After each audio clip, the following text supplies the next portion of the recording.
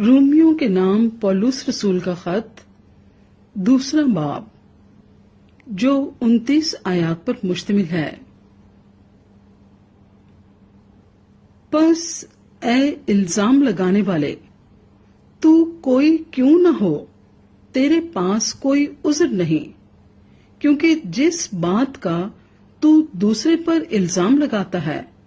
اسی کا تو اپنے آپ کو مجرم ٹھہراتا ہے، اس لیے کہ تو جو الزام لگاتا ہے خود وہی کام کرتا ہے، اور ہم جانتے ہیں کہ ایسے کام کرنے والوں کی عدالت خدا کی طرف سے حق کے مطابق ہوتی ہے۔ اے انسان، تو جو ایسے کام کرنے والوں پر الزام لگاتا ہے اور خود وہی کام کرتا ہے،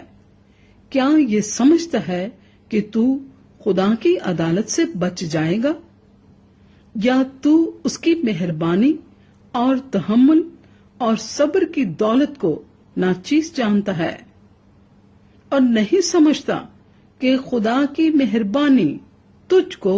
توبہ کی طرف مائل کرتی ہے،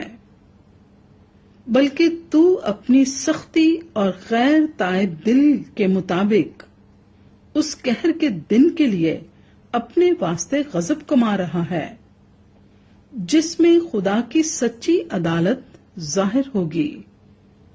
وہ ہر ایک کو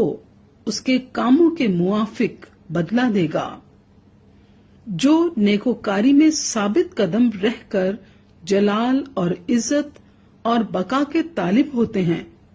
ان کو ہمیشہ کی زندگی دے گا، مگر جو تفرقہ انداز اور حق کے نہ ماننے والے بلکہ ناراستی کے ماننے والے ہیں، ان پر غضب اور قہر ہوگا، اور مصیبت اور تنگی ہر ایک بدکار کی جان پر آئے گی، پہلے یہودی کی پھر یونانی کی،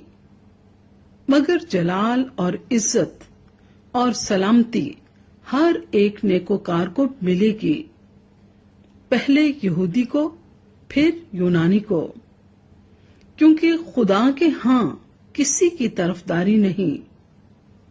اس لیے کہ جنہوں نے بغیر شریعت پائے گناہ کیا وہ بغیر شریعت کے ہلاک بھی ہوں گے، اور جنہوں نے شریعت کے ماتحت ہو کر گناہ کیا ان کی سزا شریعت کے موافق ہوگی، کیونکہ شریعت کے سننے والے خدا کے نزدیک راست باز نہیں ہوتے، بلکہ شریعت پر عمل کرنے والے راست باز ٹھہرائے جائیں گے۔ اس لیے کہ جب وہ قومیں جو شریعت نہیں رکھتی اپنی طبیعت سے شریعت کے کام کرتی ہیں، تو باوجود شریعت نہ رکھنے کے وہ اپنے لیے خود ایک شریعت ہیں، چنانچہ وہ شریعت کی باتیں اپنے دلوں پر لکھی ہوئی دکھاتی ہیں، اور ان کا دل بھی ان باتوں کی گواہی دیتا ہے، اور ان کے باہمی خیالات یا تو ان پر الزام لگاتے ہیں یا ان کو معذور رکھتے ہیں۔ جس روز خدا میری خوشخبری کے مطابق یسوع مسیح کی معرفت آدمیوں کی پوشیدہ باتوں کا انصاف کرے گا، پس اگر تو یہودی کہلاتا اور شریعت پر تکیہ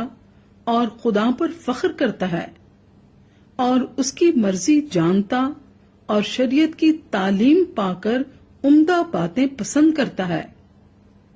اور اگر تجھ کو اس بات پر بھی بھروسہ ہے کہ میں اندھوں کا رہنما اور اندھیرے میں پڑے ہوں کے لیے روشنی اور نادانوں کی تربیت کرنے والا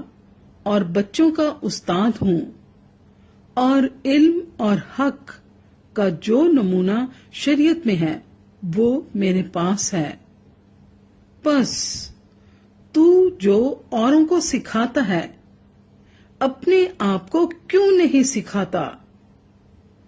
تو جو وعظ کرتا ہے کہ چوری نہ کرنا، آپ خود کیوں چوری کرتا ہے؟ تو جو کہتا ہے کہ زنا نہ کرنا، آپ خود کیوں زنا کرتا ہے؟ تو جو بتوں سے نفرت رکھتا ہے، آپ خود کیوں مندروں کو لوٹتا ہے؟ تو جو شریعت پر فخر کرتا ہے، شریعت کے عدول سے خدا کی کیوں بے عزتی کرتا ہے؟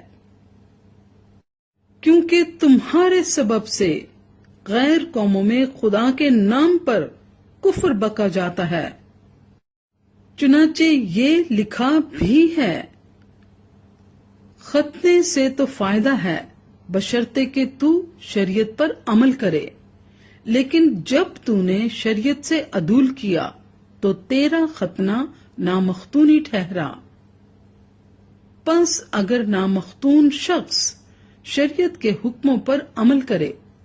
تو کیا اس کی نامختونی ختنے کے برابر نہ گنی جائے گی؟ اور جو شخص قومیت کے سبب سے نامختون رہا، اگر وہ شریعت کو پورا کرے تو کیا تجھے جو باوجود کلام اور ختنے کے شریعت سے عدول کرتا ہے قصوروار نہ ٹھہرائے گا؟ کیونکہ وہ یہودی نہیں جو ظاہر کا ہے،